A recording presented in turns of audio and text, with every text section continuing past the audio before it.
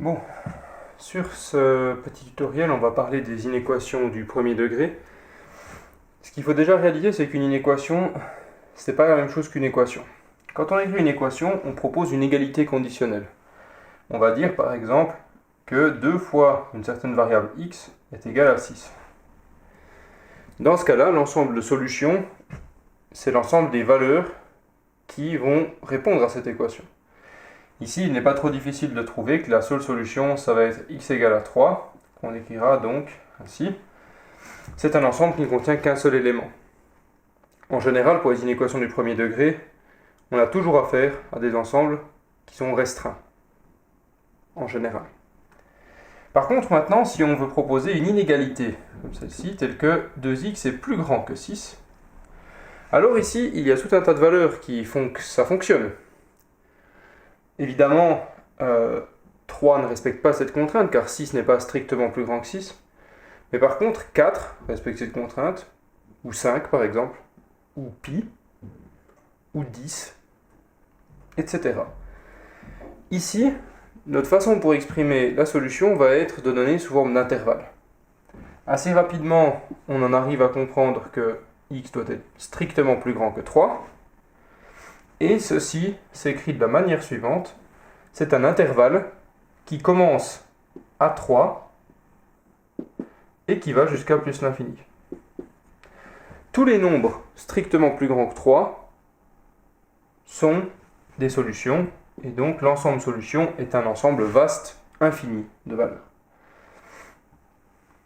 La notation d'intervalle ici a ceci de particulier que lorsque l'on tourne les crochets vers l'extérieur du nombre, ça sous-entend qu'on ne prend pas le nombre en question. Si notre solution avait dû être quelque chose comme ça, alors, le 5 étant inclus, nous aurions fermé le crochet pour indiquer que 5 faisait aussi partie des solutions. Ça, c'est pour les inéquations du premier degré. Il y a une astuce par rapport aux équations, c'est que les inéquations ont cette particularité que lors des divisions ou des multiplications par des nombres impairs, on doit changer le signe de l'inégalité. Et voilà pourquoi. Posons une évidence, comme par exemple le fait que 1 est plus petit que 2. Cette inégalité est toujours correcte.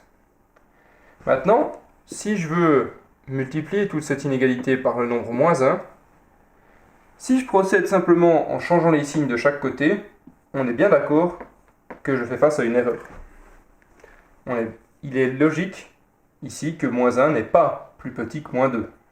Si on suit la droite des réels, moins 1 est au-dessus de moins 2. Donc, ici, la multiplication par moins 1 génère une erreur. Ce qu'il nous faut faire, dans ce cas-là, c'est inverser le signe de l'inégalité. Chaque fois qu'une multiplication ou une division est faite par un nombre négatif, parce que R a un certain ordre au niveau des nombres, il faudra penser à inverser. Exemple. Si on veut résoudre l'inéquation 2 moins 3x est plus grand ou égal à 7. Pour cette inéquation, nous allons soustraire 2 pour trouver ici 7 moins 2 qui font 5. Et ensuite, nous allons diviser par moins 3.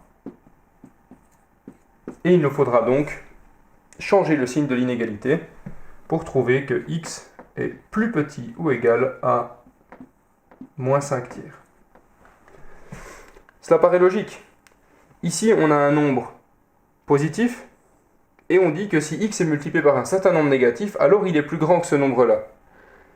Évidemment, pour que ceci soit vrai, il faut que x soit généralement négatif, et plus il est négatif, mieux c'est. Si je prends x égale moins 10, par exemple, je vais trouver 30 qui est largement plus grand que 5. Or, si je n'inverse pas le signe de l'égalité, je fais une erreur. Donc voilà, les mécaniques principales des inéquations du premier degré sont d'une part les solutions sous forme d'intervalle, et c'est probablement la propriété principale des inéquations en général, et la deuxième propriété très importante des inéquations, c'est que une multiplication ou une division par un nombre négatif implique une inversion du signe d'inégalité. Voilà, ça conclut le premier tutoriel sur les inéquations. Le suivant concernera les inéquations du second degré.